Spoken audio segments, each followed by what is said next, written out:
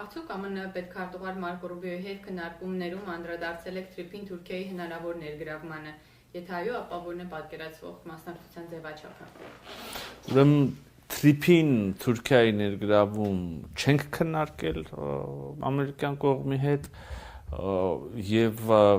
Թրիփը ինչպես կար, այնպես էլ այս պահին կա, որպես Հայաստան Միացյալ Նահանգներ, ուրեմն համատեղ բիզնես գործունեություն, միևնույն ժամանակ իհարկե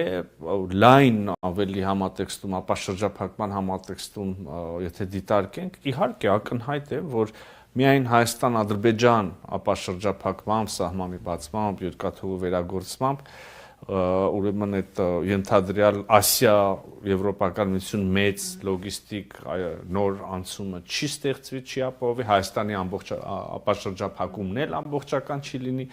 գիտեք Թուրքիայի հետ խոսակցությունը վաղուց կա այս ուղղությամբ, բավականին կոնստրուկտիվ խոսակցություն, ես կարծում եմ մոտ ապագայում արդեն շոշափելի առաջընթաց եւ քայլեր կունենանք,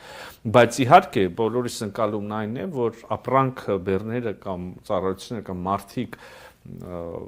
Ասիայից կարող են գալ, ասենք, Ադրբեջան, այնուհետև Հայաստանի տարածք Թրիփի ենթակառուցվածքներով, Նախիջևանից կրկին երասխով Հայաստան, եթե երկաթուղու մասին ենք խոսում, եւ եթե Գյումրի-Կարսը չվերագործարկվի, հաստատ այդ բեռները չեն կարող այդ ճանապարհով գնալ Թուրքիայի տարածքով Եվրոպա կամ հակառակ ուղղությունով։ Հետեւաբար տրամաբանական է, որ Թուրքիան այս ապա շրջափակման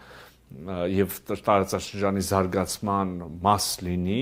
բայց ոչ կոնկրետ Թրիփի մասով եւ ամերիկյան կողմի դա չենք քննարկել։ Այսինքն Թրիփի շարունակության